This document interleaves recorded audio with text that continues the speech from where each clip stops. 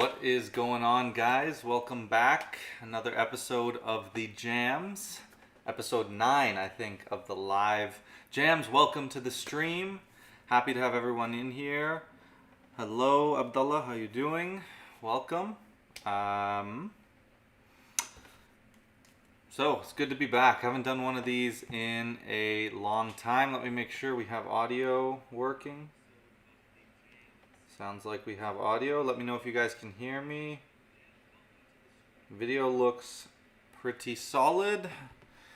All right, so I'm excited to do one of these. It's been a little bit of time since I did a last stream.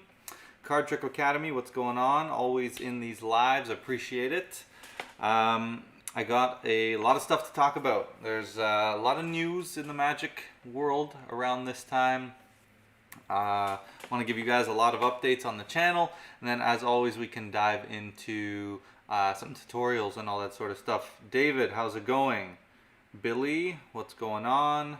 Aiden, glad to see you guys in here. Mo24, how's it going?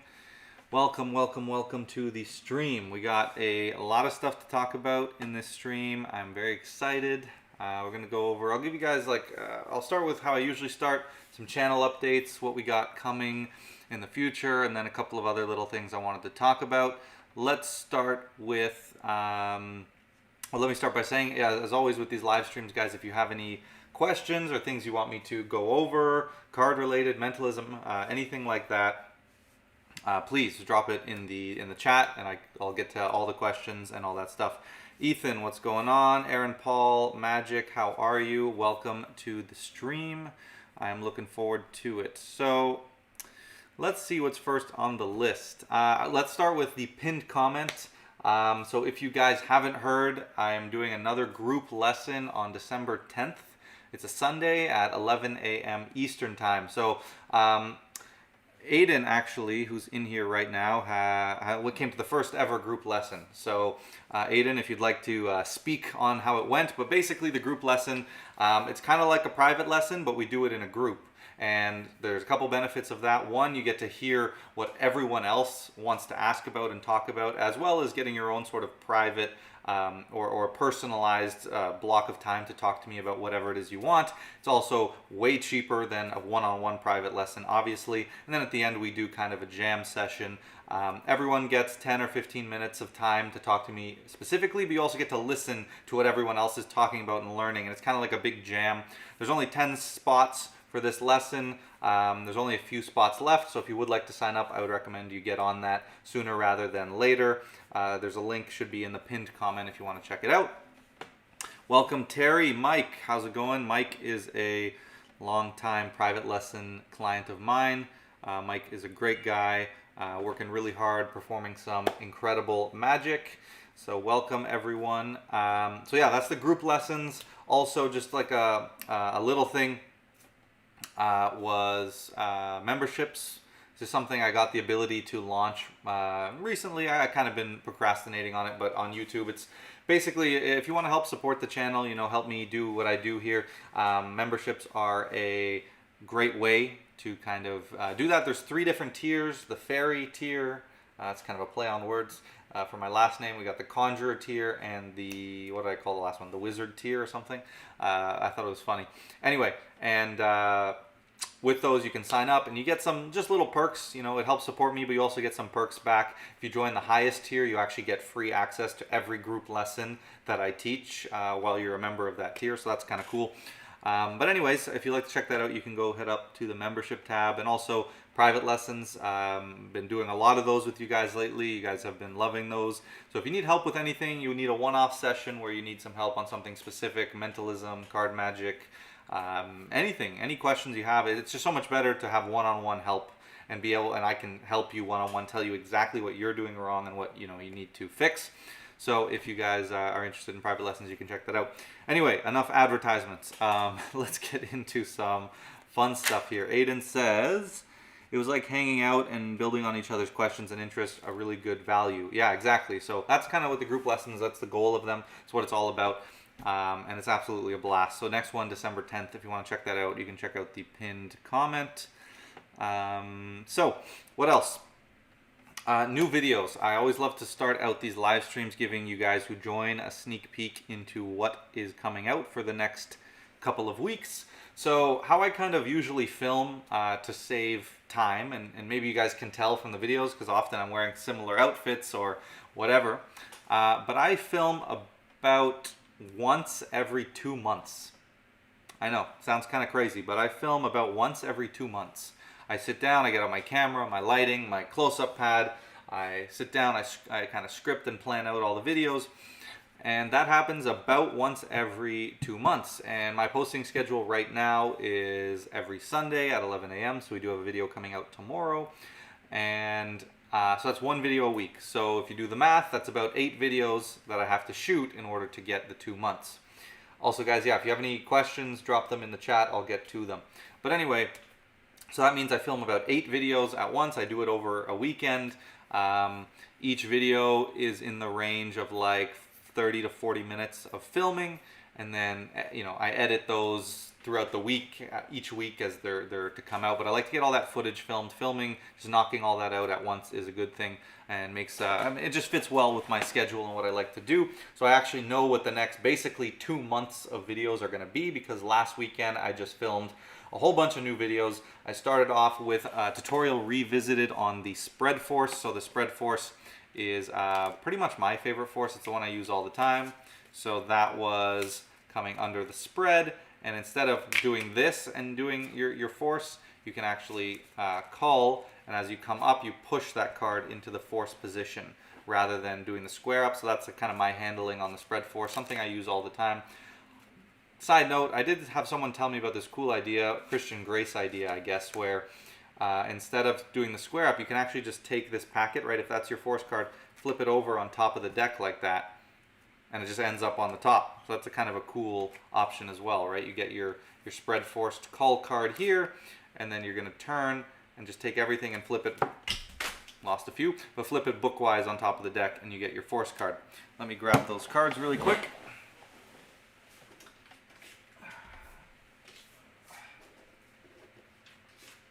So in terms of the next few videos, so spread force was last week.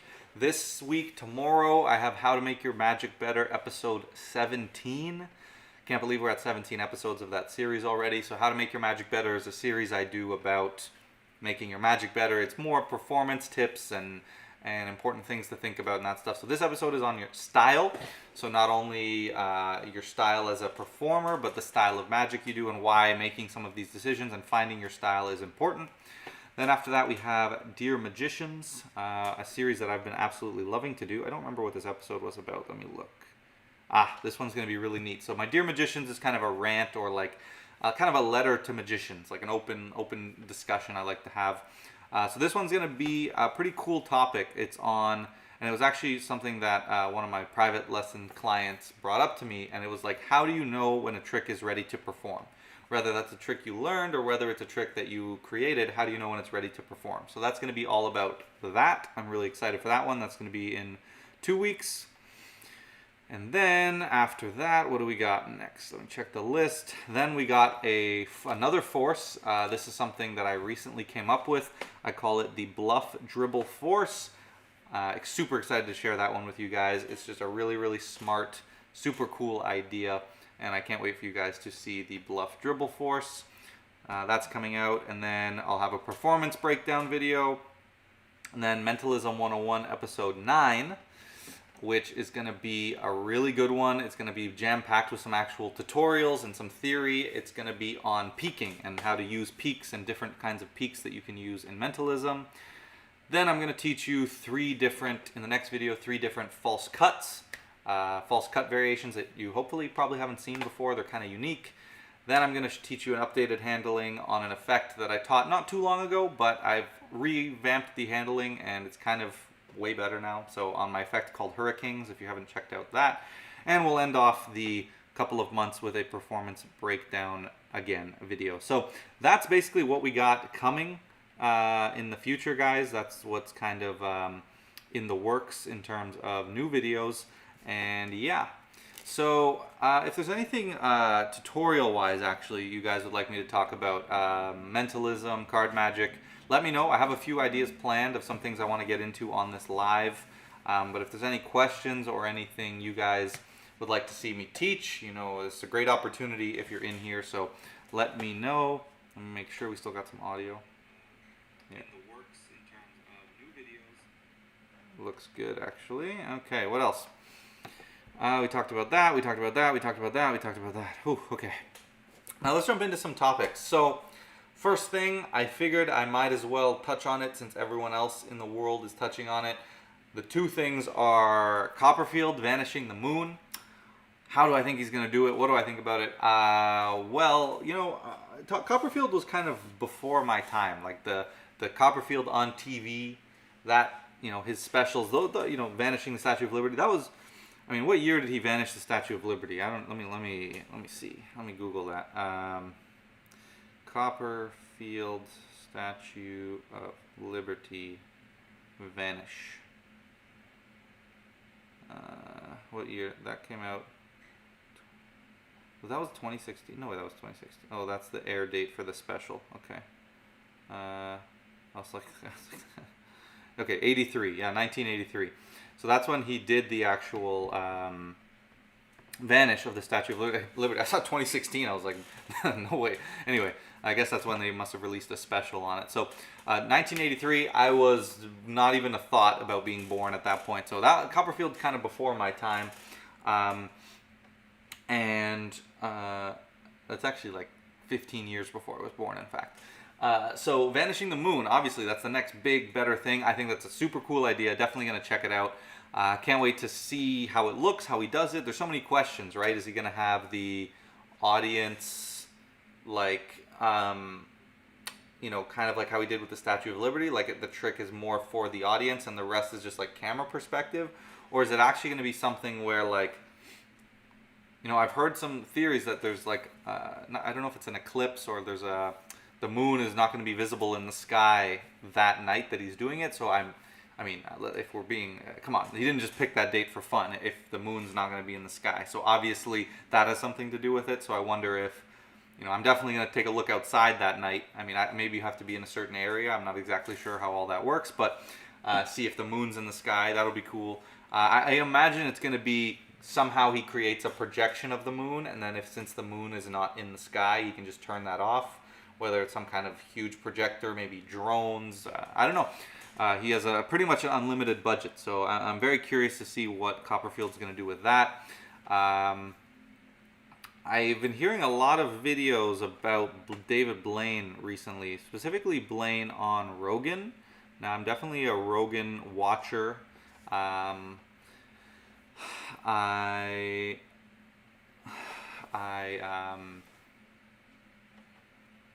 was it?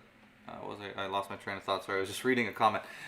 So Blaine on Rogan. So I've watched part of that podcast. I'm gonna finish it, but it was just about. I think Ramsey made a video on it, and performing for a podcast is extremely challenging.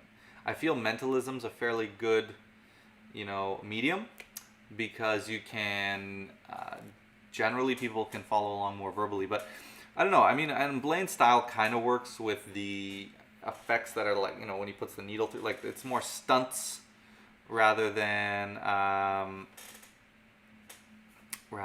like effect. Well, it's like stunts mixed with effects, like when he puts the ice pick through and stuff. And so it kind of works with someone like Joe, because I think he does enjoy the magic. It was just kind of awkward. Basically, I should say, if you haven't seen it, it's a little bit awkward. Joe is kind of like, oh, I know he did that. Or not heckling him so much, but he's just like, oh, you must have just done this. You must have. And, Blaine does a great job of kind of playing it off and letting it go. But it is a little bit awkward. And I know I definitely, if I watched that back and I was in that situation, I would be like, yeah, that didn't go great. But, I think Blaine handled it really well. And I forget what he did. Did he do like a... It's like if you've ever seen when Banachek was on Blaine and he's doing all the metal bending and Blaine's just like... not Blaine. And Rogan's just like, you must have twisted it. You must have bent it. You must have had it already like that. Like, the way his brain works is when he sees something, he just needs to explain it. Like, You know what I mean? He's not one who's going to just like react crazy. He's just going to say what he thinks. The first thing that comes to his mind about how you did it. And whether it's right or wrong, that kind of attitude can be difficult to deal with as a magician, because you don't want to just say, no, you're wrong. You don't want to say, yes, you're right. You know, it can be tricky. So anyway, I don't really know. Good podcast. It's always great to hear Blaine talk. So if you're into that kind of stuff, I would recommend you check it out. What else we got? We'll get to that in a minute, and we'll get to that. Let me answer a few questions here. So, Card Trick Academy, are you ever going to teach your effect where you show spectators pictures of ESP signs and you make them forget one? That is an effect called What Circle. So that's actually based on a Banachek effect from his book. I think it's in the Psychological Subtleties. I think it's in the first volume. And he would do that kind of with like an out to lunch principle and billets and that sort of thing. So I wanted to create a way to do it on a phone with like in the modern, you know, without needing any props besides your phone.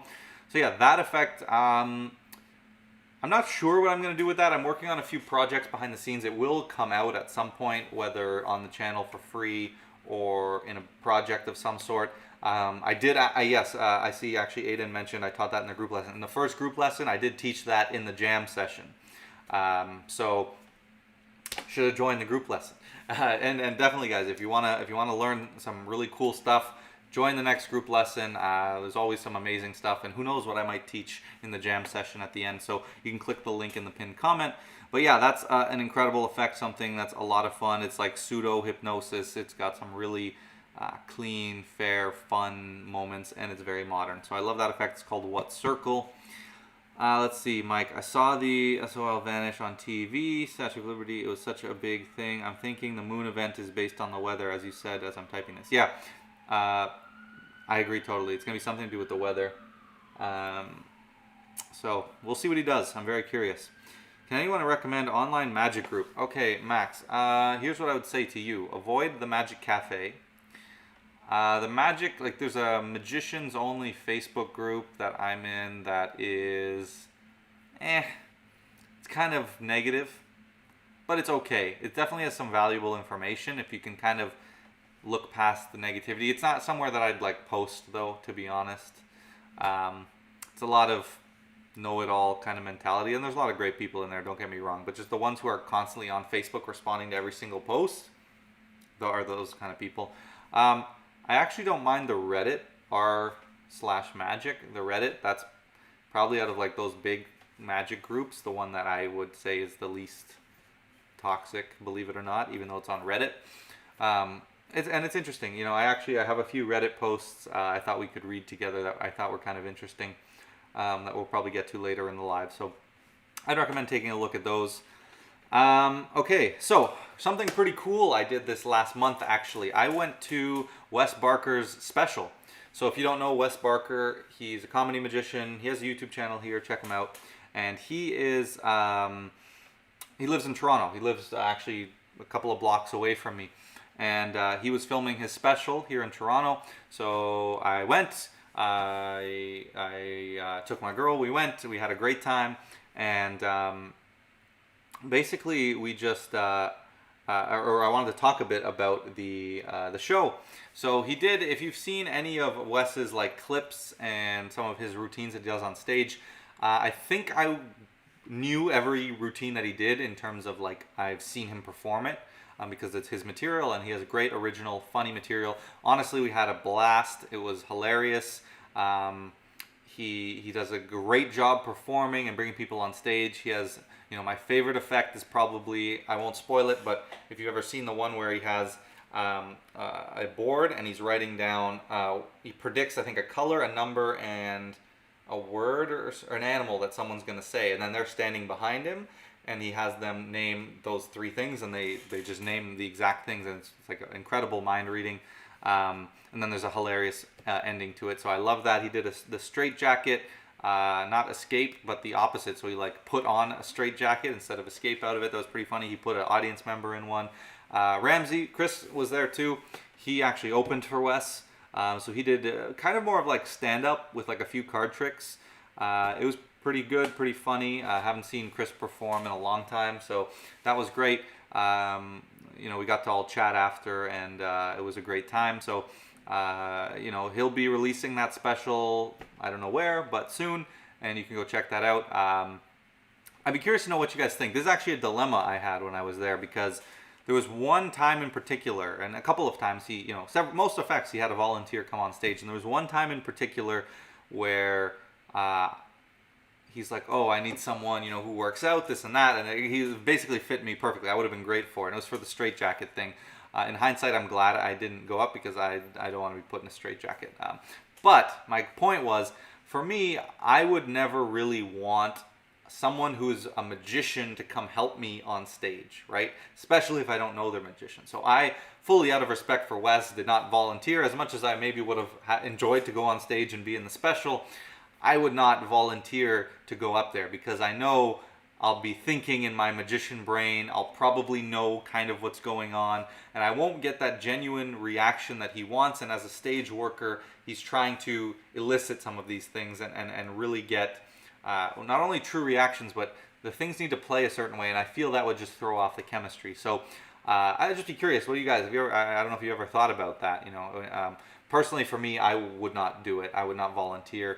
And if somehow I got roped into volunteering, I would definitely kind of whisper to him and be like, hey, I'm a magician, but I'll go, I won't, say anything. Anyway, just an interesting thing. But bottom line, great show. I'm looking forward to that special coming out. I'd highly recommend you guys go watch it. And we had a great time, and there was a lot of people, I'm assuming most of non-magicians, who they all looked like they had a great time. The person I went with, she loved it. She's never been to a magic show, doesn't know anything about magic really, thought it was hilarious, had a great time. So it was great for everyone. I did pick up the second to none playing cards while I was there. So those are Wes's playing cards, which are kind of a spoof of Chris Ramsey's playing cards. Oh, I was going to say, where's the back design? Well, I'm holding it up to the camera, and I realize I have the blank card on top. That would explain it. So, let me show you the back design here. So, it just says Wes in the exact same font as they say first, and then there's the second little banners on them. So, a nice deck of cards. I like the sort of cyan or the blue color. They're super thin. Like, the stock is extremely thin, thinner than I would like, honestly. But otherwise, it's just a regular deck of cards with, I'm sure if you have a deck of first playing cards, you can guess exactly how the Ace of Spades is going to look, because it's the exact same. I love it. I love it. I love the idea of the spoof. They're friends. It's funny. So the second to none playing cards, I am assuming you can get them on Wes's website. But yeah. And the Jokers look the exact same, second to none. So, nice deck of cards. I bought those while I was at the show. Tough box, it's exactly the same. But I love them. So, they're great. Let me take a look at the chat, see if we got anything else. I probably wouldn't either. Sounds like a great show. Wes is hilarious. How do the cards feel? Yeah, the show was great. Like I said, cards feel good. The stock is nice, smooth. They handle well. They're just too thin for my liking. They've been probably double crushed, I would imagine. I prefer a little bit of a thicker stock with a little bit more snap to it. That's just what's comfortable to me, probably because I use bicycle decks so much. But they're considerably thinner than those. Another thing, right here. These are from Madison. I ordered I don't know if you guys will remember this because it was so goddamn long ago. I think it was about 2 years ago. I think 2021 April, so 2.5 years ago, I ordered his Bangers playing cards. Now, they were basically, the back design kind of looks like this. It's like his hands with all his like tattoos and like a cartoon version. And I love the pink decks. I have the pink Advocates. You've probably seen in some videos. I just love the bright pink decks. Again, I'm not much of a deck collector. I probably have, there's 15, 16, 17, 18 nice decks, which is a lot, but it's just been collected over the years. I haven't done it purposely. I have a bunch of Madison decks, some Blaine decks, some Theory 11 decks. And then I have a brick of bikes. That is what I use to perform. These decks I only use for videos, really. Oh, I have a couple of OVO decks. The Drake playing cards, the collab he did with Playboy. That might be one of my favorite decks of all time. Those are just super nice. You've seen them in a bunch of my videos and thumbnails. Anyway, I ordered these 2.5 years ago. They finally came in about a month ago. I know a lot of people have had issues with Madison and his shipping, and it's annoying. It sucks totally. But I've never had them not come in. Sometimes it just takes unreasonably long amounts of time. Anyway, I didn't really open these yet. I took a quick peek, but he did send me an extra deck. Pink Advocates already have some, but he did send me another copy, probably as a sorry for the wait sort of deal. So I'll probably be giving these away, so stay tuned for that. And then the bangers he gave me. He gave me a little card here, just, saying mad love for Reed, all that stuff, and appreciate it, Daniel. Thank you. So here are the bangers playing cards. Pretty simple tuck box, Madison logo, and I just love the back design of these, honestly, and I love one of the secrets about them. So you have a couple cool little cards, mispipped card. So that's a beautiful back design in my opinion. I mean, I'm a fan of tattoos, obviously, and I don't know, I love the clean look of the back design that Madison does, so I'll probably be shooting my next video with these. We got the duplicate Queen of Spades with Susan Sausage holding her sausage. You got a interesting double backer, but it's a different back. Not sure exactly what I would do with that. And yeah, so those are the extra cards it comes with. So take a look. I mean, really cool back design.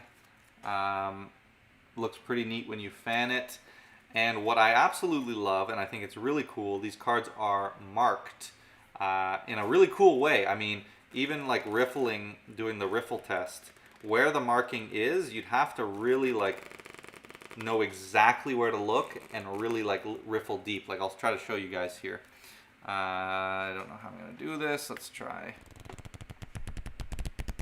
I don't know if you guys can try to pick up on that marking, but basically the marking is, so he has a card, I think it's the 9 of clubs for him. I have the Jack of hearts tattooed on my finger there, and where that is on his hand, and again, these are actually his actual hand tattoos, which is kind of cool, but on that middle finger, right in there, let's see if we can get this to focus. See, it says 10 of spades right in there. So it says it obviously on both sides, and right in there it says 10 of spades, and you have the 10 of spades. So if we go to another card, I'll give you guys a sec, try to figure out what card this is. Let's see if we can get it to focus. There, let's see if you can see what that card is. Right there, and King of Spades. So pretty cool. These are, I like this stock. He also double crushes his cards, but for some reason these have a little more snap to them, so I do like this stock quite a lot. You can see it's very snappy and feels really nice. So I definitely like this deck quite a lot. Hey Rupert, what's going on? Greetings from Scotland. Good to see you, my friend. Anyway, so I wanted to just share a couple of updates on that. We've got some cool new decks. And yeah, so let's jump into some tutorials. So if you guys would like to learn anything in particular or have any questions, please go ahead, drop those down below. And I had a few ideas of some different tutorials that I wanted to talk to you guys about, and we can see what you guys are interested in me going over here. So let's see. Oh, I have one more topic, one more discussion before we'll jump into that. So I've been dying to talk about this. Everyone's been talking about it. Everyone made a video. I personally didn't really want to get involved or jump on the hype train as much as it may have benefited my channel. And it's a bit old now. It's about a month old, but that unbiased Magic reviews and Lloyd Barnes and Craig Petty beef. Oh my God, that was the greatest soap opera of all time. Man, I don't know if you guys kept up with that. Hilarious.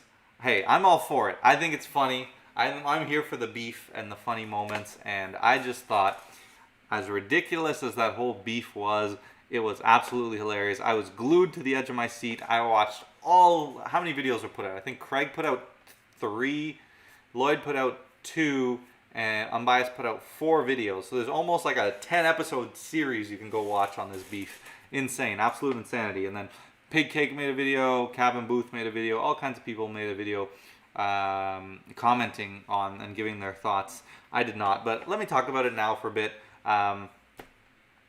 Absolutely crazy. So if you were under a rock, essentially Lloyd Barnes put out Dex, which was his index, Unbiased Magic Reviews, which is this guy called David. Honestly, what's my opinion on David? As a channel, I don't really watch review channels, okay? Because I don't buy that much magic. But he definitely has... I've liked some of his non-review videos. His top 5 this, top 5 that, I enjoy to get some perspective. He's obviously a knowledgeable guy. And a lot of people find his reviews very good. Do I think he's unbiased? I can't say that I do. I definitely notice a bias towards Lloyd and Craig. And he's definitely the, what would you call it? He tries to be the antagonist of the magic community as far as I can tell, where he is looking for the bad things, right? Rather than looking for the good things. A more, unbiased reviewer, in my opinion, would try to look at both. And I can see in almost every review he does, at least that he doesn't like and that he doesn't want to like, he really trashes hard and gives a lot of negative reviews. Especially the ones that have a lot of hype. Enigma, Dex, all these ones that are really hyped up. And that's a very smart marketing strategy, because if everyone is hyped about it, people are going to jump really quickly to want to hear why the hype is not justified, what is actually wrong with it. So from a gaining popularity standpoint, it makes a lot of sense. And hey, I'm not saying that's not how he actually feels. If that is how he feels, that's fine. But there is some underlying biases and wanting to find negativity within that. As a person, I don't know David. Doesn't seem like someone I would really want to hang out with. Strikes me as a bit odd, but you know what? Hey, who am I to judge? So anyway, basically he trashed Dex. Lloyd, that video got a lot of views. A lot of people were agreeing with it. Lloyd put out a 1.5 hour documentary on this guy, explaining how basically he's biased and addressing all of the points he said about Dex and how they were complete lies. For the most part, Lloyd did have a lot of points. There were some things where it's kind of opinion based. It could go either way. It's hard to say who was right, who was wrong. But ultimately, it was a great watch. Lots of drama. I loved it. And he even had these emails from Christian Grace and from apparently that David sent, saying he'd take down the Enigma review, and he never did, because apparently, Christian really got depressed about that review being bad anyway. And then David made a response to that, and then Craig jumped in, and then David responded to Craig, and then he brought this guy, Don, on his channel, who has an incredible index. I mean, that's the craziest thing I've ever seen. Amazing. This guy literally just reaches into a pocket instantly and pulls out a card. I don't know how that could work, but awesome stuff. And they did this whole strange video about how his index is better and Lloyd's is no good. Like, I don't know, that was a really weird video, but anyway. And then Craig responded again. All that to say, what's my take on all of this? I don't really care. Well, I thought it was very funny, very enjoyable, but I don't really care about the beef. I mean, I out of all this, I like Craig. Craig as a creator, as a person, and the content he puts out, I've always liked his stuff.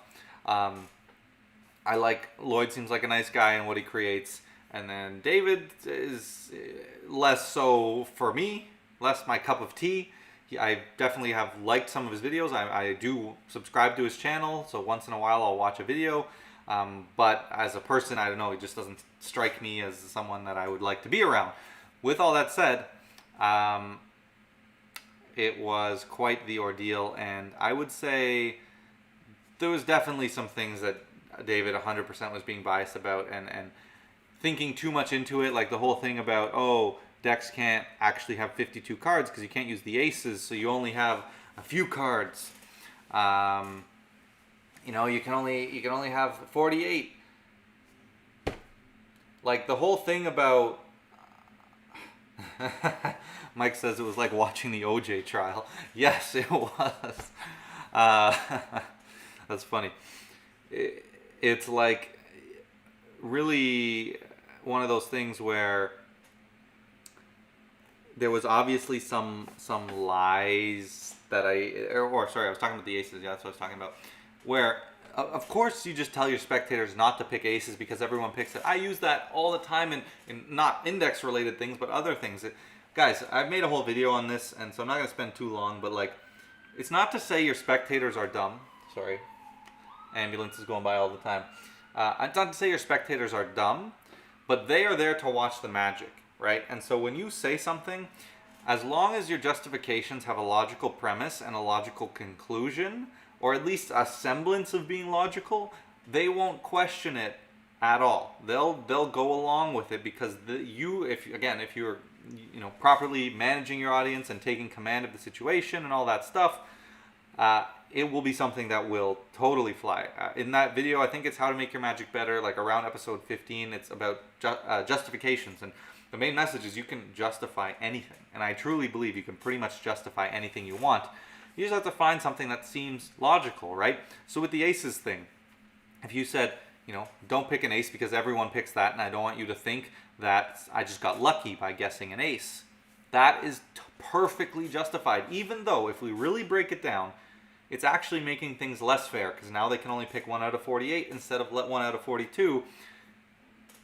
In their head, they're gonna just say their brain's not even gonna process that information because it won't raise any red flags as something that doesn't make sense and something suspicious. They'll just say, okay, that makes sense. They won't even think about it. They'll just go by and they'll follow through with it, right? So anyway, all that to say, stuff like that, there was definitely, David's looking too much into it, and it's not a big deal.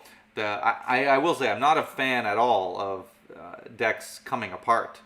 That seems to be something that is true where, and Lloyd's admitted, the bottom of it is becoming unglued after like a few days of use, and as well apparently it doesn't affect the craft or the use of the product. Why you should never be selling a product that's going to come apart in 2 days, So definitely not something I'm for. But anyway, it doesn't really matter. I've talked too much on this, but I don't know. It was definitely entertaining. That's what I'll say. What do you think of Jason Ladani? Jason is absolutely incredible. I've talked about him, I think, in a recent Q&A video. Someone asked me. I think you asked me this, Jenna. Yeah, you did ask me this. Why are you asking me again? You didn't watch the Q&A? Go watch the last Q&A. I answered your question already. Hey, stop. Okay, now you're spamming. Stop spamming. I did answer this question already in the last Q&A from you. You literally asked it, so go check that out. Okay, that is all my topics. Let's jump into some tutorial kind of stuff. Let's jump down to the card table. Okay. All right. So, let's change that angle a little bit. Let's try that. So, there's a couple of things that I've been playing with a lot recently. Let's see.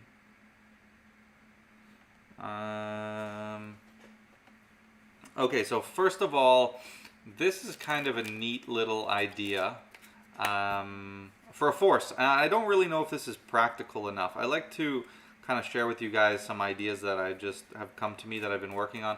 Like I said, I don't know if this is really practical enough to actually use, but regardless, we'll see. So what I've been thinking, you can go through and you can have a spectator select a card, right? Literally any card they want, and you can pull it out and put it on top of the deck, and it's a Jack of Hearts, and that was, of course, a force, right? Because, well, obviously I'm going to force the Jack of Hearts, right? But let me give you a better example here. So what you can do, go through, and they can touch any card. And what I want to do this time, I'll actually show you guys that is not the Jack of Hearts, right? That's not the Jack of Hearts. And I can take it just like this, and it's the Jack of Hearts. And I know hopefully that looked good. I haven't practiced this all that much. Jack of Hearts like this. Push it into the middle. and it comes back to the top. Anyway, so that it's the force idea. That last little thing is something I call the talon control. It's a control of mine. I haven't taught it yet, but that's not what we're talking about here. So we're talking about that force. So one more time, I'll show you. So we have the spectator select a card, and I'll show you here. It is the Queen of Hearts. You can take it like this, right out of the deck, and it's actually the Jack of Hearts, just like that. One more time because it's fun to do. I don't know how this looks, but come here, take it out of the deck. We have the Jack of Hearts. So that idea is basically doing the Vernon addition, if you are familiar with that.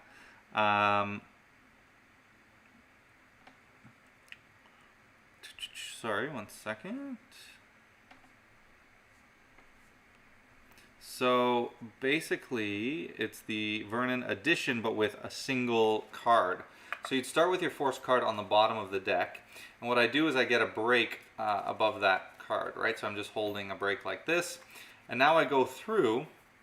And by the way, I have taught the Vernon addition on the channel. Normally you do this with multiple cards, right? So normally you have multiple cards that you want to force. So let's say the 4 jacks. You have a break.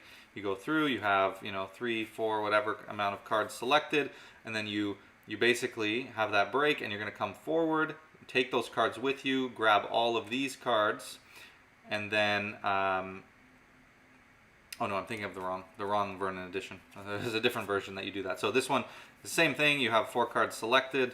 You have a break under your 4 force cards. You go like this, and you're going to basically come forward, grab those cards, maintaining a break, and then you're going to replace them on the bottom of the deck and spread, and now you've kind of forced those 4. So my thought was, well, what if we could do this with 1, right? It's kind of more useful in a lot of cases. So now it's the same thing. You have a break under your force card.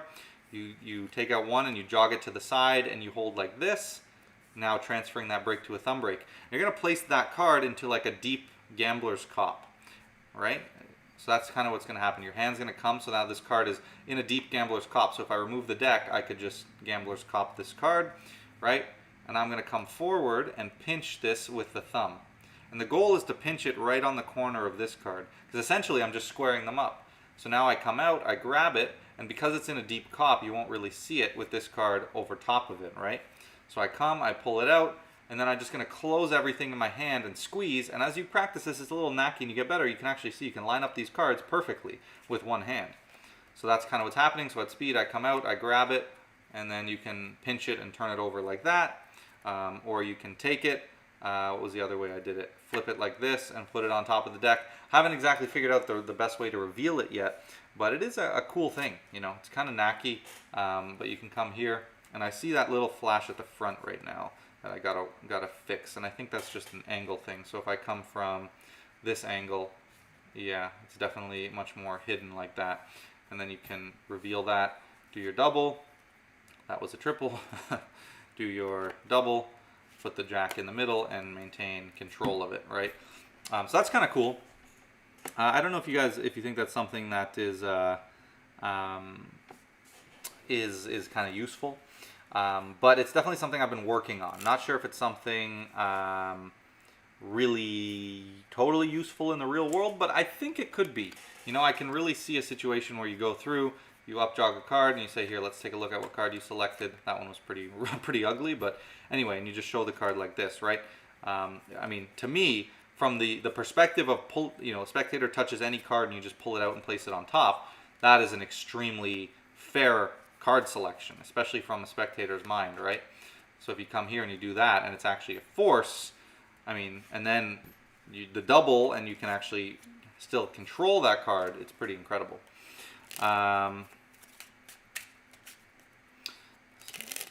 So let's see, we have a few questions here. What's your favorite way to get a peek with billets? Thanks, Aiden. Pretty slick, by the way. Yeah. So honestly, you can kind of do with billets like you do a regular deck in a lot of ways. My favorite billet peek, though, is the Acidus Novus peek. It's not something I can teach, unfortunately. It's not mine. But it is very awesome, very easy. One that I can teach, that I will be teaching in my Mentalism 101 episode coming out soon, is the lever peak, and I'll cover it really quick because I do have a tutorial coming out on it in a few weeks. But basically, you would have someone think of something and whatever justification, and again, I've talked about this in my justifications video, I talked about this in my Mentalism 101 billets video, but essentially, you're going to write down something. So let's say they write down the word dog, right? That's what they're thinking of. You just take your stack of billets and you can have it dog returned face down. So this is, you have the stack of billets, they write this down, you don't see it, they place it on top of the deck, and that's it. Now what you're going to do is you're going to take the cards and you're going to shuffle it. Actually, that's a different peak. Let me show you again from the start. So, sorry, they place it on top, and this is when you have the cards. So you never see it. You take the cards and you shuffle it. You can give it a couple of mixes if you'd like, just like that. And now you can show them, look, it's not on the bottom, it's not on top, just like that. And in that moment, I can take these, put them in a rubber band, seal it, hand it back to them, whatever it is. If I actually just take these off of the deck. So I would hand them this in a sealed rubber band. Sorry, this rubber band's giving me some trouble. But that is your peak. So in that, going from, let me show you because that was not in a very good way. So from this moment, when they place it on the deck, I take it back, I shuffle, and I say, look, it's not on the bottom and it's not on top like this. And now they can take it and we can wrap the rubber band around it to seal everything in, and I can hand that to them. In that moment, I got my peak. Okay? It's called the lever peak. It's something I came up with. It's very simple, very easy. Essentially, just to give you a super high level overview, I'll be going over all the subtleties in that video coming up soon. But the card's going to be turned face down on top by the spectator. So you'd have your billets, you'd say place that on top. Now you're going to pivot and milk shuffle. So you're going to be maintaining that force card on the bottom here, right? So I'm milking it and keeping it on the bottom, boom. So it stays on the bottom, right? And I can do that a couple of times. Now it's right here on the bottom of the deck, but now I can show them, look, there's nothing on the bottom and nothing on top. And that's when the secret happens. When I turn my hand over this way, I do the move, and I'm just doing this. Okay, so I'm actually going to pivot and twist the card out, and it looks like this from the front. I read my peak while I'm pointing out it's not written here. Then I close up everything, and they can seal it in a rubber band, right? So I say, look, there's nothing here, and there's nothing here, right? And that's when you get your peak. Okay, so that's probably my favorite peak with billets, at least. What else we got? Jogging cards is such a smooth thing. Aaron Paul Magic, I like it. Yeah, I like the force too. Again, I need to play with it more. I'm gonna have to just try it in the real world with some performances and see how it kind of goes over. So I'll definitely be doing that soon. Yeah. So what else we got? Hey Reed, I've been practicing your spread force, but it seems my hands are too small to push the force card from the full to make it look like they touched a certain card. What should I do? So. What I would recommend is, as you go through and get your cull, it's just how far this spread is. So if your spread here, it can only be as wide, you see that's a good example, it can only be as wide as this last card is able to be, but it still has to remain tucked under this card, under the spread card. It has to remain tucked under it so that when you pinch, it stays. The second it comes outside of that card, it's just going to fall to the ground, right? So you're actually quite limited by how much you can cull and how far that spread could be. And like this is about as far as my spread can be. So as I'm going through, if they touch one way out here, I'm gonna have to close it so that I pinch that card as the last card underneath this one. So it's limited by this much. Now as I come up, and I put my thumb on this corner, I put this about in the middle of this packet, and as I come up, I'm gonna push this over and it's gonna align with the deck here, right? That's what's gonna happen, that's how it works. Comes up and it pushes over. Now, what you can do is you can, if you're really, I would find it hard to believe, that if you can pinch the card still by getting it under your spread card. Again, that's what's limiting how wide this can be. It cannot be any wider than this. I'd have trouble believing that your fingers are that short that they couldn't push the card like pretty much one card length over. But let's assume that's the case. What you can do is one, just make your spread a little bit smaller, and two, as you come up, and you're pushing this way, push back a little bit with this hand to close the spread in a little bit, right? So let's say my fingers were super short, where I could only push the card this much, then the rest I would just push that way against it as I turn up, okay? So that's what you can do there.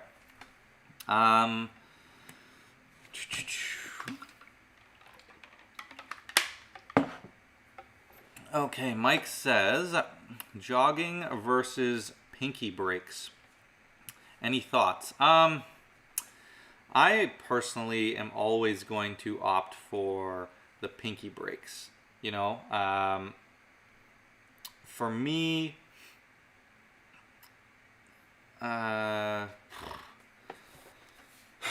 ultimately, I much prefer just holding a break in a different spot. You know, it's hard to say. With a jog, jogs are useful if you need to jog for multiple spots. So you jog, jog, jog kind of thing. And now you have your 3 marks of where you need to, I don't know, maybe you need to cut to this point, ace, cut to this point, ace, cut to this point, ace, sort of idea of a routine, right? That's one idea. Pinky breaks I feel are just easier, more practical. You know, for me, the nice thing about a jog maybe is that you could now set the deck down, and I still, if I cut, you can see there's the jog. I can pick it back up, and now I can maybe transfer this to a break.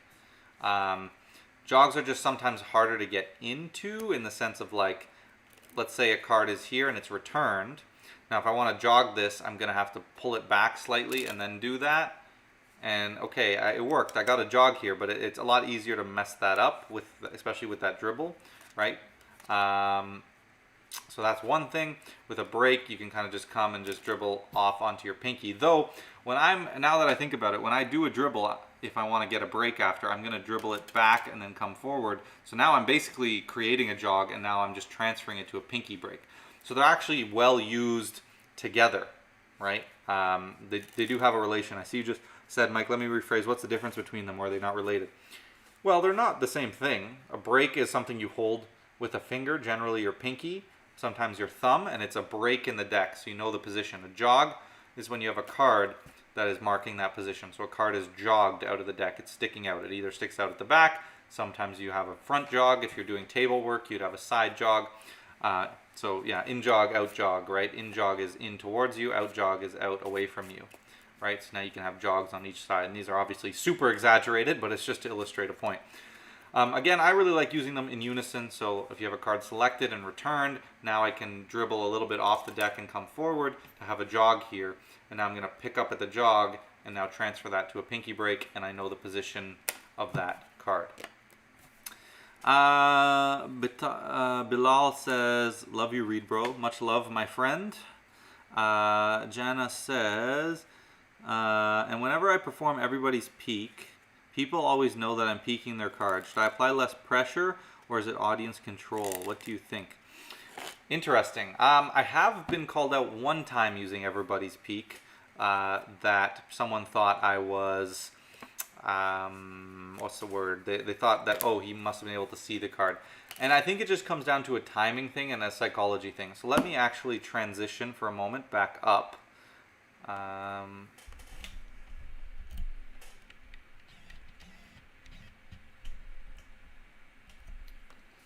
Okay, so with everybody's peak, if you guys aren't familiar, so the idea is you're dribbling the cards and you're just using this back thumb to bend the pips so that you can actually see, and when they call stop, you'll actually be able to see that pip because you're bending up on the pip corner. But from the front, it just looks like this. And I can actually see all the cards right now. If I look, like every single card that goes by, I can see. But you can't tell, one, that I'm bending it because my hand is blocking it. And two, it doesn't really look like it's even in my eye line. So the first important thing is don't have your hands down here, because then you need to tilt the deck like this to just be able to get a glimpse at it. If it's already up here, you just need to do a slight bend to get at that pip, see that pip. So bring your hands up right at probably your mouth level is where I hold them. Now, the psychology is super important. So you say, here, just call stop for me. And now you're going to tilt your head slightly and you're peeking back with your eye like this. Okay? And also, you see my eyes are now blocked by my hands now. So they can't see where I'm looking at, right? So I do like this, call stop. And that's the same way I do it for a person. Now, if they're taller than me, maybe they can see, but generally, my eyes are pretty much blocked. Now, let me do it a little lower so you can see. So if my head's turned, and I'm going to go like this, and I'm going to be looking back, and I can see now that that's the 3 of hearts. And I'll show it, and I've got my peak. This is the peak I use the most. It's my favorite peak. I use it all the time. So I come through, And the second I get my peak, I fully now turn my head and I emphasize that my head is turned. So I'll go like this. So say stop.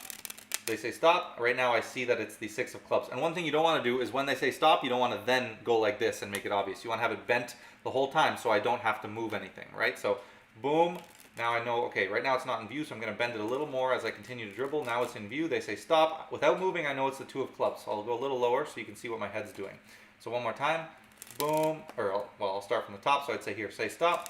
They call stop. Right now I see this is the 8 of spades. Now I'm going to turn. I'm not going to really turn my head. I'm not going to make a motion. I'm just going to turn my eyes the rest of the way. And I say, okay, remember that card. My head's turned the whole time. Just remember it. Boom. I'll hand it to them and I'll say shuffle right away.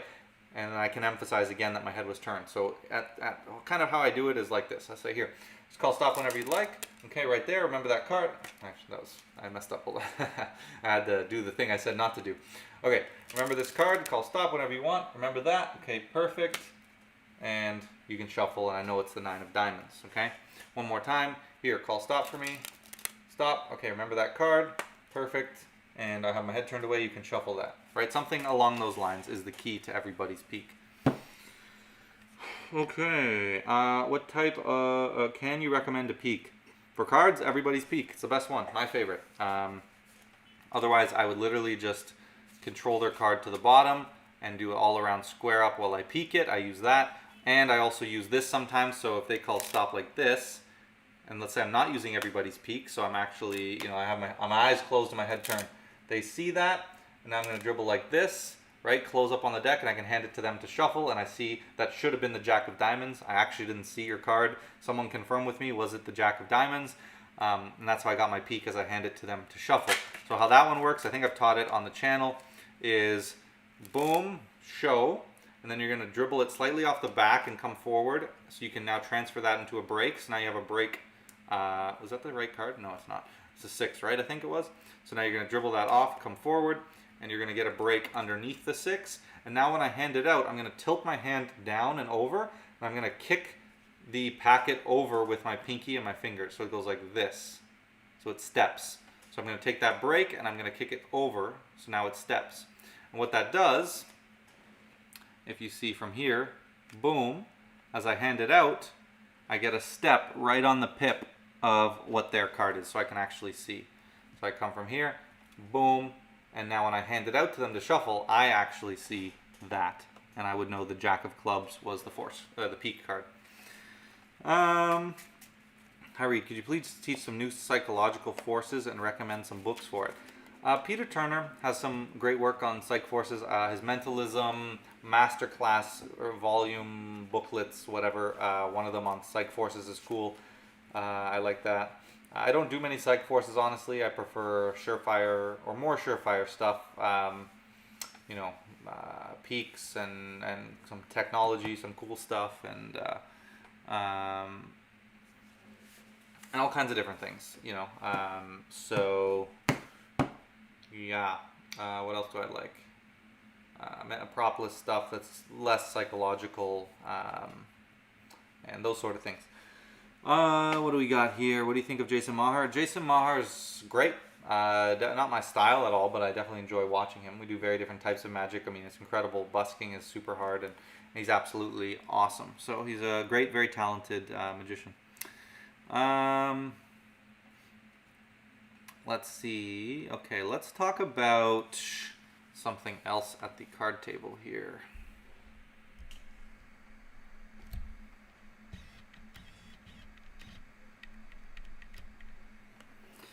Okay, so I want to talk about Out of This World and the way that I do it. And it's not something I talked about. I do want to make a tutorial video on it at some point. Honestly, it's not an effect that I do very often. But it's one that I always want to do more and one that I absolutely love.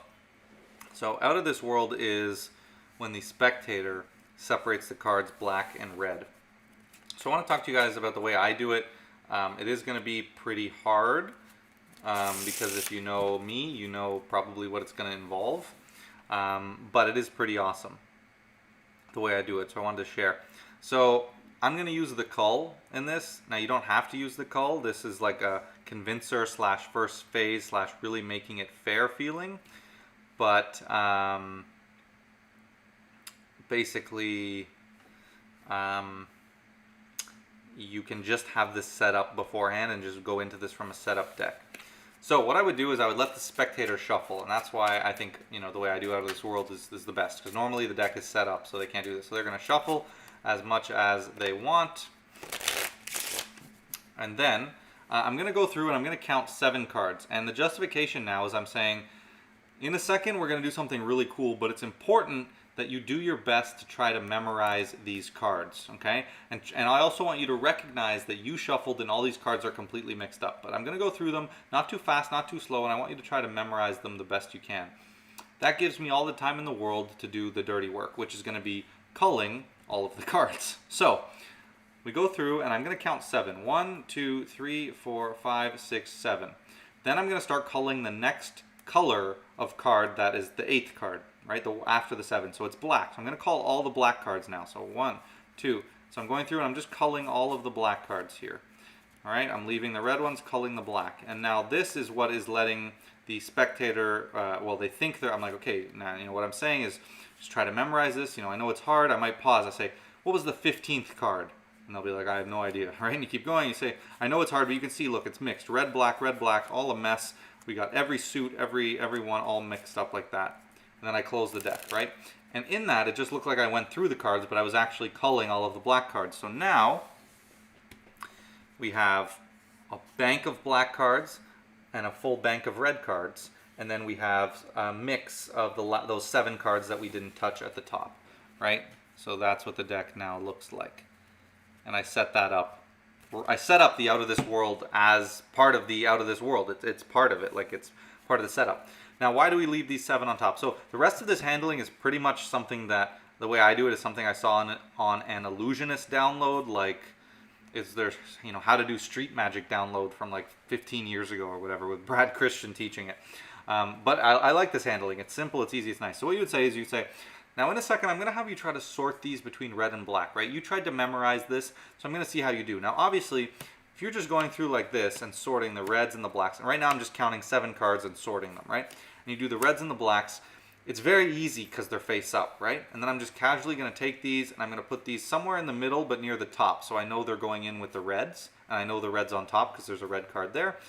And I don't say anything, I just put them away now. Oh, and you should leave one, but put the rest away. And you say, you know, it would be much more difficult if you did it with these cards while they're face down. Okay, so that's what I'm going to try to do with you. Now you hand them the deck, and at this point you should have all the reds and all the blacks separated.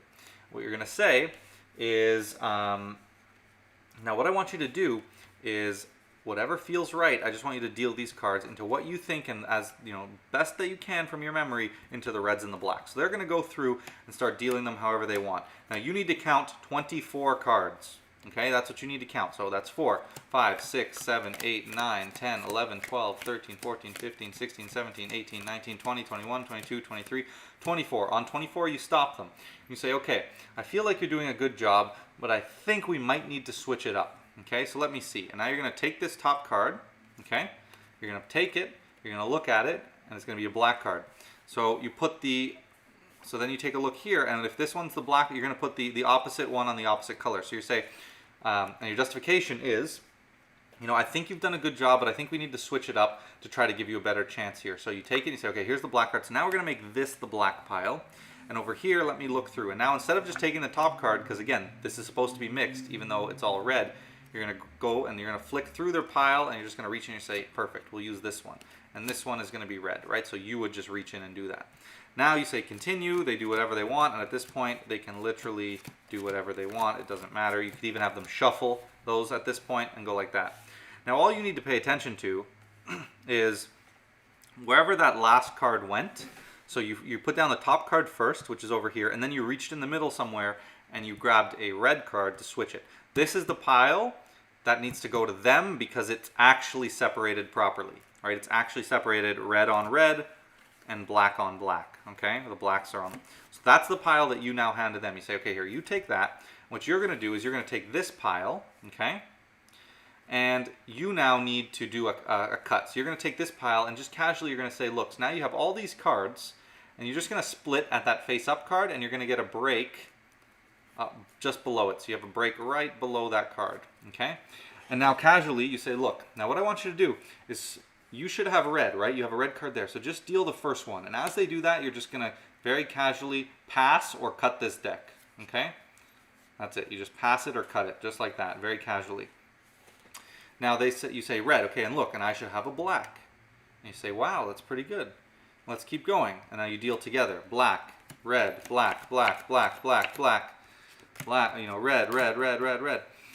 And then you can say, right? And now, the next step, I just gotta make sure I do this right. Yeah, okay. And then you're gonna say, look, just flip over your packet and spread. You don't really need to say that, I guess, but I'm just trying to think what I usually do here. Then I would just take it and I say, look, every single card, black, black, black, black. And so what you do there is you just now flip it in your hands and spread, and it's gonna put all the blacks, and then you say, look, and then it changed, and now red, red, red, red, red. And they can actually do the same thing, take their packet, flip it, and go through. And you can now have them take these out and reveal that the reds are with the reds, the blacks are with the blacks. While they do that, you need to take out your cards, and they need to switch because they're red with they're red with black and black with red. So you just take those out, you casually flip them, and you throw them on top. And now they've done a full separation of the blacks and the reds from a fully shuffled deck that was shuffled, mixed, and seen by them. So that's how I handle Out of This World. Thought it might be a cool thing to share with you guys here. Let me see what we have for comments. Let me know what you guys think of that. What type of billets do you use? I don't know if I answered this yet. I feel like I said it and didn't answer it. Anyway, I use these. These are just like literally from Amazon. They're just like cheap cardstock. I like billets that are thin, so they're easy to fold, but fully opaque so that they don't show Sharpie. Are you and Ramsey related? I guess we kind of look alike a little bit, maybe. But no, we are definitely not related, as far as I know. What are your favorite 3-card Monty routines? Honestly, I don't do 3-card Monty ever. I do 2-card Monty. So 2-card Monty is my favorite 3-card Monty routine. You know, honestly. But I really do not do 3-card Monty. It's, you know, not something I like. It's too overplayed in my opinion.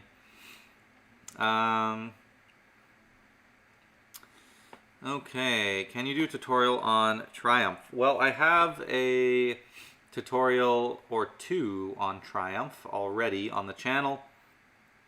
So I would recommend you check those out. I think I've taught my half call Triumph, where you only have to call half the cards. I'm not going to teach my Triumph that I do, that you see me perform all the time, because yeah, I'm just not going to, you know. It's not something I want to teach yet, maybe soon, but it's the one you see me perform all the time. It's called the Open Call Triumph. But I'm trying to think, what's like an easy Triumph that I like to do that's not like the Slop Shuffle, because I don't like that one.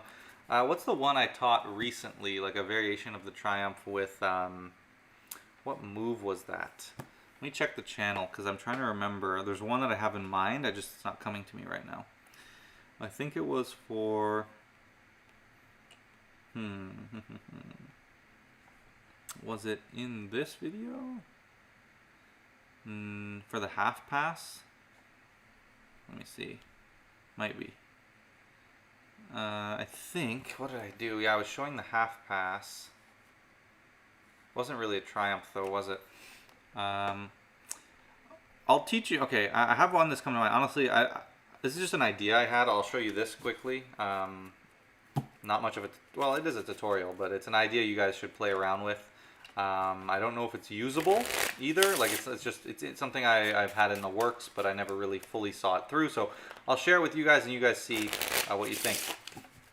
So we mix this up. You can see completely mixed up deck of cards. So what I would do, and hopefully I remember how to do this, we'll see, is I tell the spectator I want them to cut wherever they want. No. First, they pick a card. Okay, so they select a card, they remember it, 6 of hearts in this case. Let me keep it on screen here.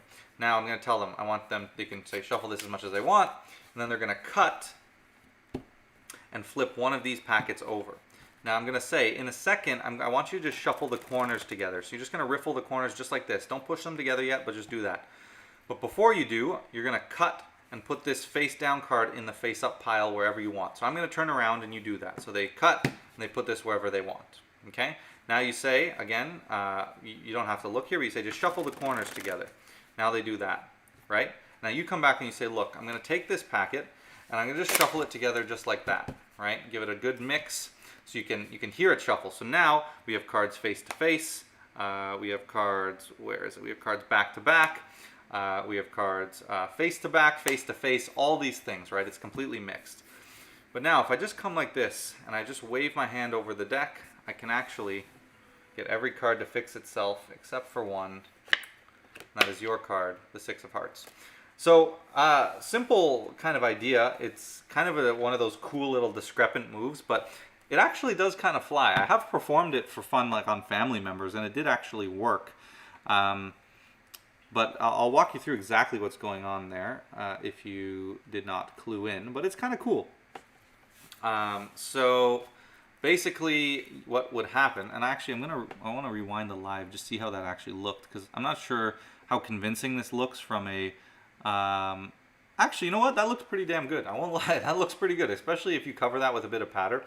Basically, all that happens, they select the card, you cut, flip over half, they return that card face down to the face up pile, and then they riffle the corners together. So it's like they shuffled it. So now you're just going to interlock them like this, pick it up, and instead of shuffling with the bridge and having your thumb here, you're going to move the thumb, and you're going to have the bridge, basically come out of itself, right? So you go like this, and this happens like this way because it's hidden. So you tilt the deck this way and you do it.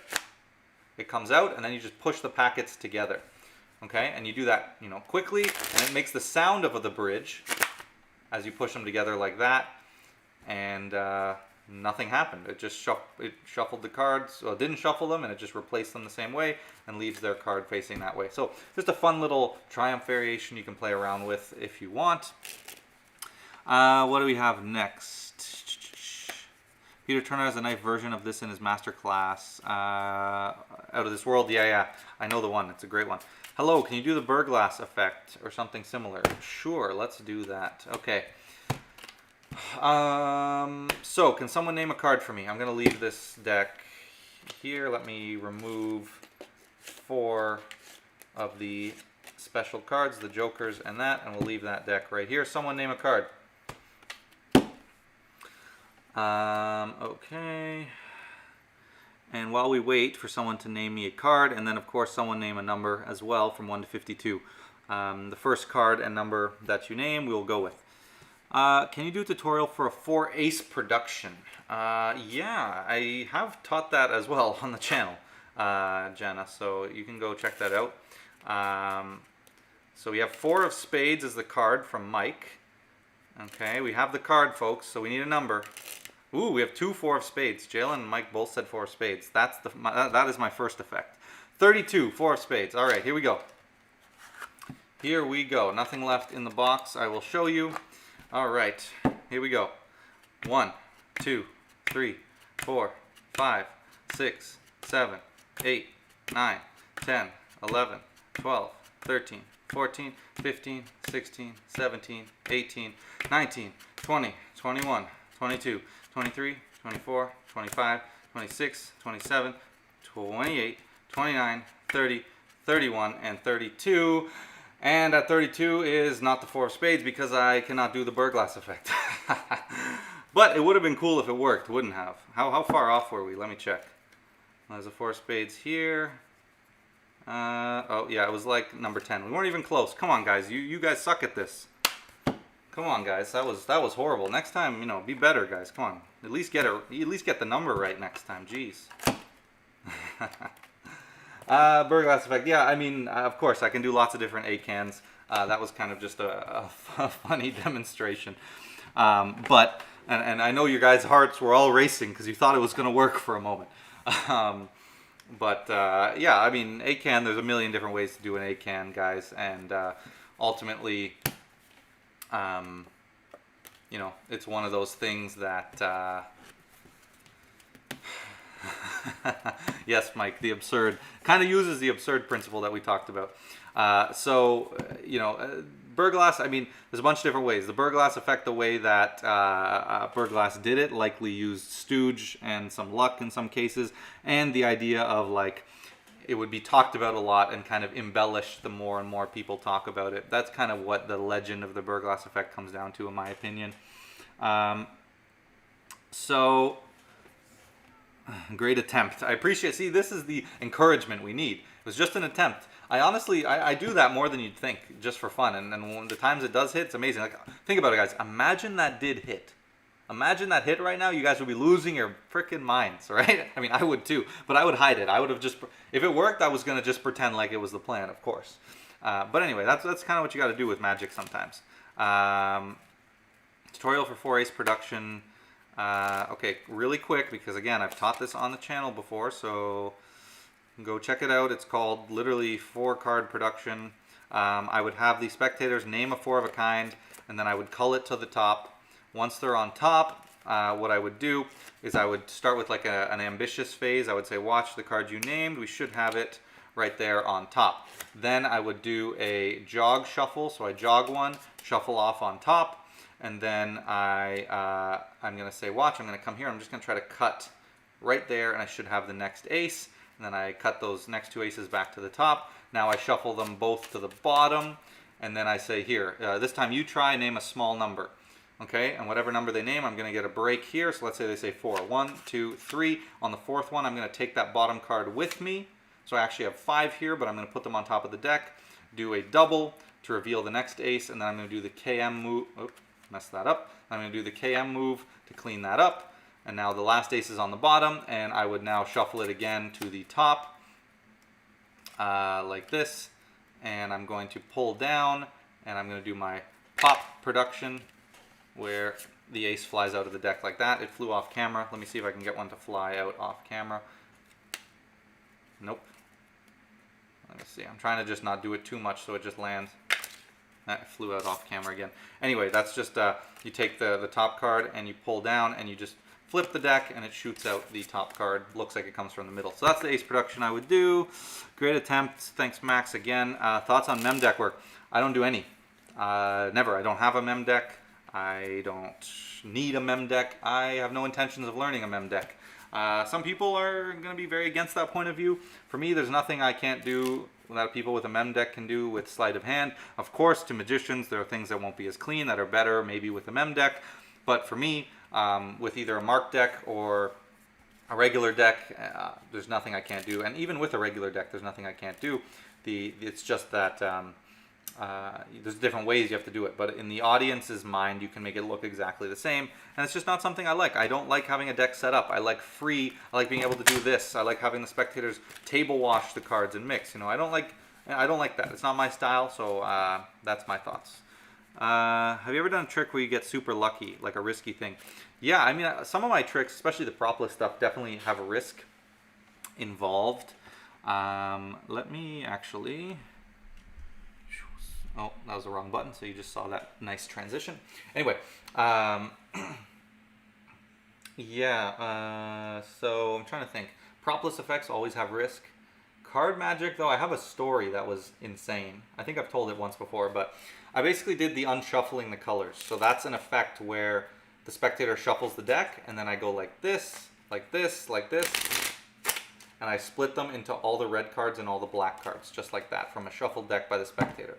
I did that. I was in Italy once, and I did it. There was a language barrier. I can't speak Italian, but I had someone translating while I did the magic. And I was at someone's house, and they said, that was super cool, but do it with my deck. And I was like, okay. I mean, I could still do the same trick. It's a little tricky, though, because like I have to do the cull again, and the justification doesn't work. So I was going to have to wing something a little bit different. So I was prepared, though. But what I wasn't prepared for is him to bring out a basket of 20 decks that probably have seen everything. Lived through both world wars, everything.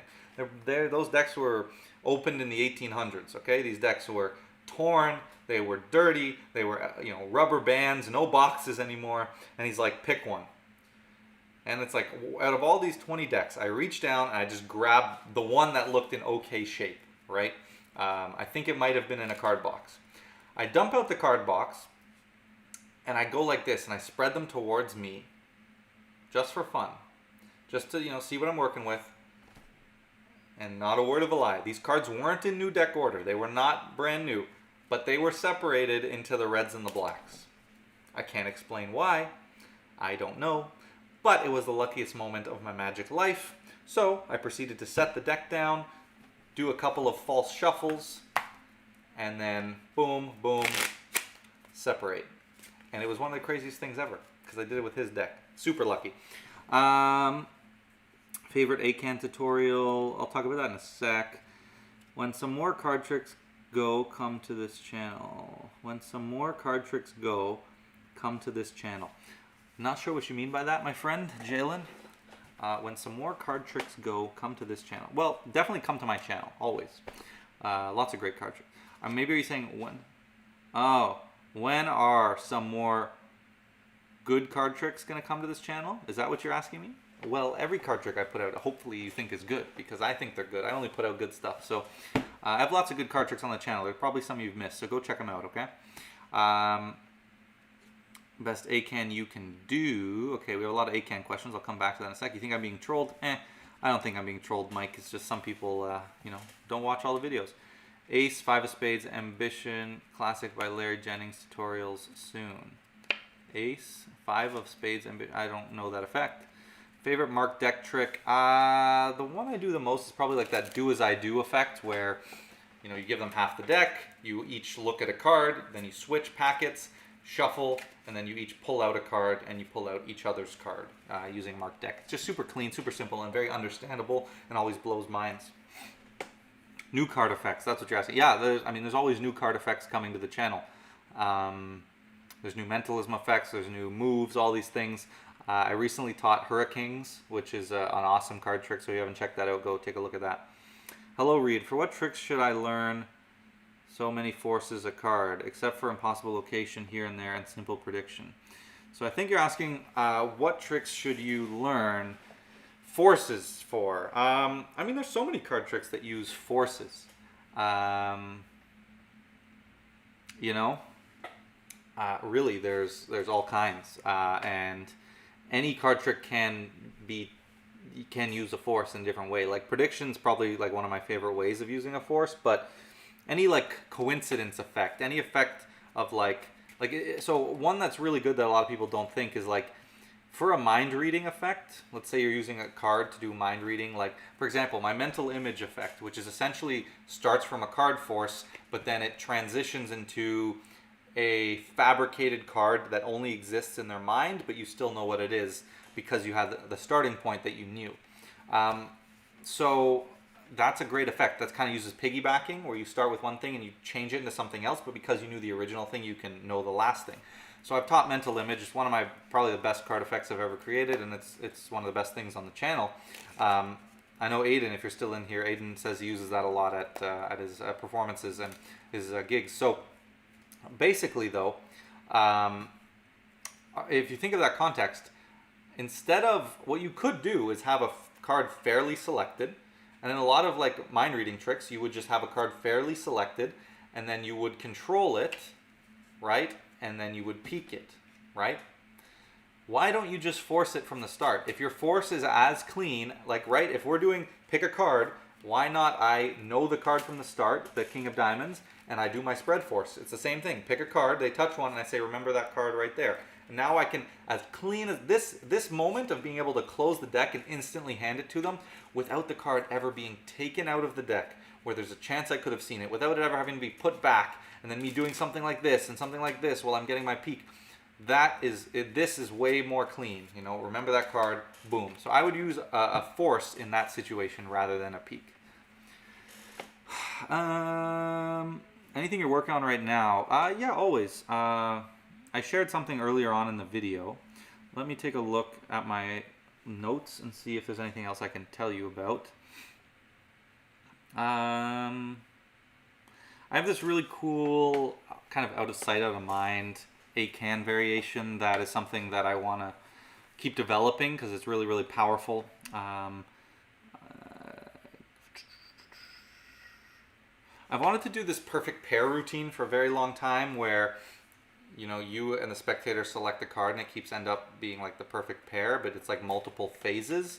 And right now what I have written down is controller, spread force, perfect pair, mental selection. So I think what those mean is the first phase would be controller by Daniel Madison. So you'd have the force card on the bottom, and then you have a prediction written down, and you just be dealing the force card and controller, sorry, second from top, and then they deal the cards into your hand. They stop whenever they want, and then you're just gonna, or you do it on top. It's easier on top. That's actually what I do. So your force card on the top, then they deal it into your hands, and they stop whenever they want. You have a prediction set off, and then as you take that top card, you bottom deal this card, and now it matches the prediction. So that's your first pair. The next one, I would take out a card, and then I would force, probably using the spread force, the card, and they'd end up being the perfect pair.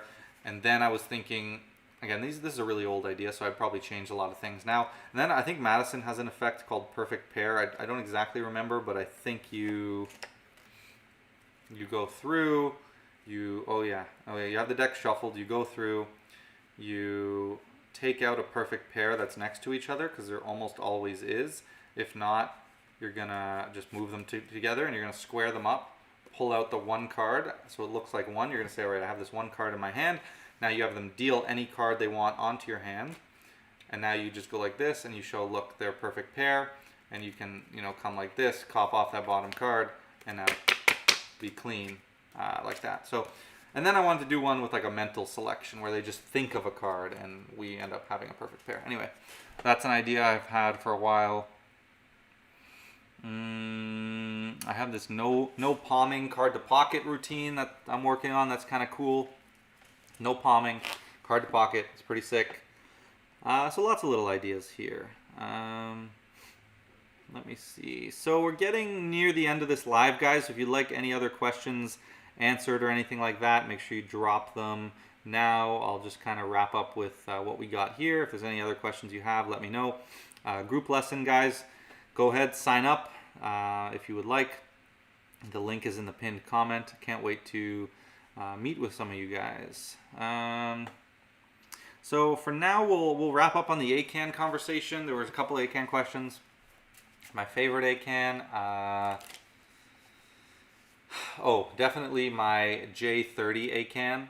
So that's something you've seen me perform on the channel. Spectator 1 thinks of a card. Spectator 2 thinks of a number. They deal down to that card at that number. The deck's been in view the whole time, and it matches. And then I can reveal that I predicted from the start in a pretty cool way that they were thinking of that number and that card.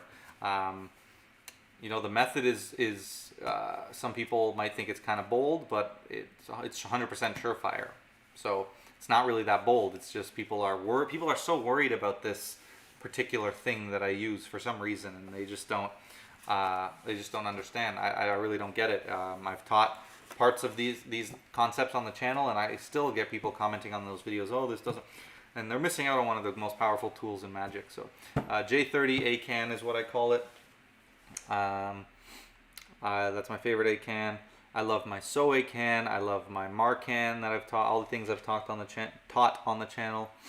I love this new one I'm working on, which is an ACAAN principle that is really cool, that I will probably teach on the channel at some point.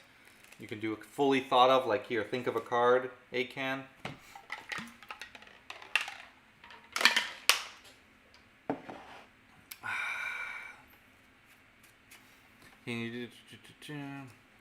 So lots of things.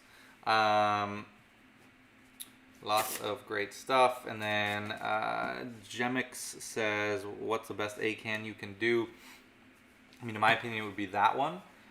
Maybe for a magician, like for a spectator, by far, it's one of my best tricks, even in terms of entertainment, and it's an ACAAN, just because it's so incredibly powerful, and people always say that's the best trick I've ever seen when I do it.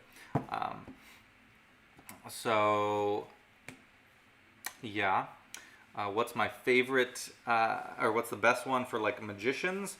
One of the ones probably I've done on my channel, like honestly, that leg can, if you've seen leg can, I have all these crazy names for my ACAANs, but leg can, it's something I did teach on the channel. Again, it's just like a kind of a social media type ACAAN, but there's so much thought and incredible stuff that went into that, and thinking and subtleties and things I had to think about.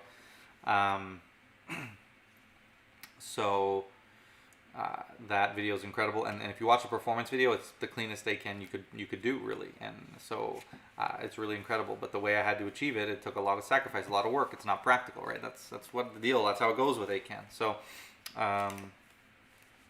yeah, and then this new one fools the magicians I've shown. So how it looks, I go like this. I say, think of a card. They do. I hand them half the deck. I shuffle half the deck. We put the deck together. While they're shuffling, they had named a number, and they can literally deal down to that number with honestly, truly never saying that card, never writing it down, nothing like that. So that's pretty fooling for magicians when I do that ACAAN. Last few questions here. So like I said, guys, we'll be wrapping up in a sec. So if you have anything else, please let me know. We had a couple of cool tutorials here. Little force in the out of this world. So let me see what the next part is. What days do you do lives?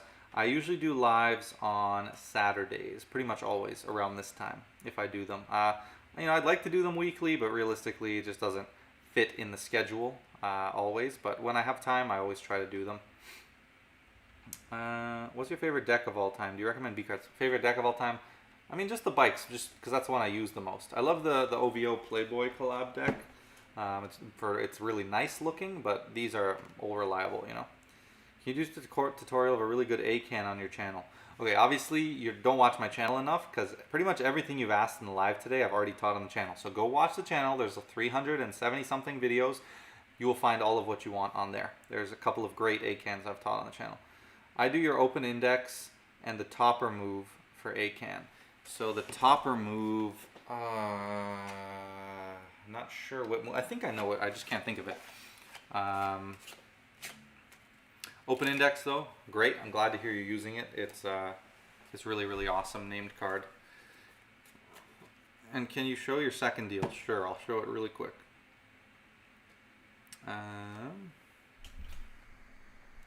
Okay. Oh. All right, second deal. Jack of spades here. Oop, missed a few. There we go. Jack of spades.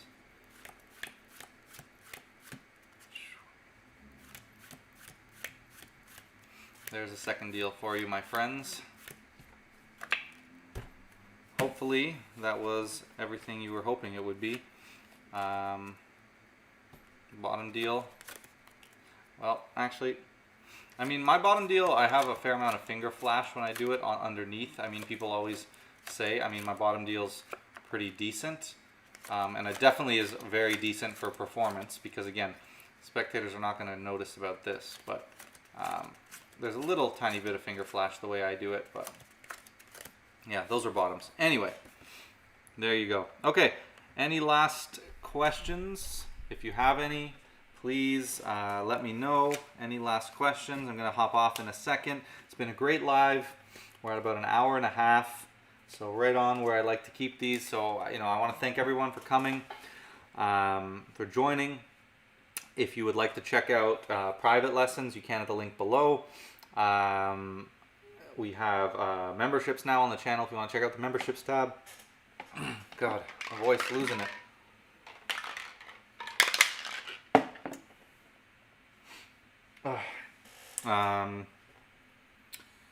What else? And then the group lesson. You can check out the pinned comment. Next group lesson, December 10th. Great way to save money, get help with whatever you want, and learn from a bunch of really cool effects and learn from everyone's questions.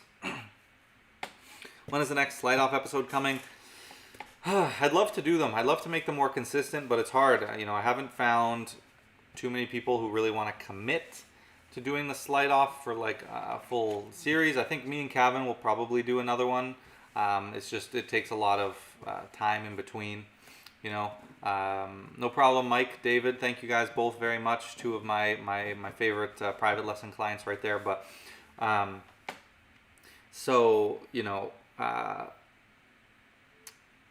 would love to make the Slide Off a regular thing, but there's no one who can keep up. No one can keep up with me in the Slide Off.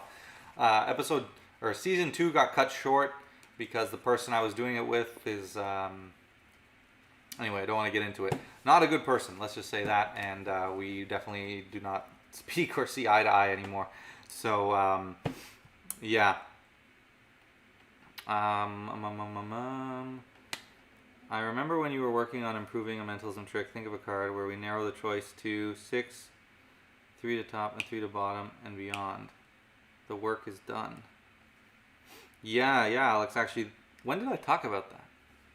I don't remember talking about that, but that is, that's this. Yeah, that's what I was talking about with the thinker card. It's done now. It's brilliant. It's perfect. It's exactly where I want it to be. So yeah. Max, how to win the Madison deck. It'll be coming out in a video soon. I will be doing probably maybe my 6K sub giveaway or something. We are, guys, we're close. We're 2 subs away. 5,998 subscribers. Go get your dog, go get your mom, go get someone to get me over to 6K, and then I'll do a giveaway of some sort, most likely, and another live. So hopefully we can go live again next weekend or something like that. So anyway, thanks Max, Mike, David, everyone who joined. I really appreciate it, and I hope you guys have a great rest of your day, and enjoy. And I will catch you guys in the next video. New video tomorrow, 11 a.m. Stay tuned for that. Have a good one, guys.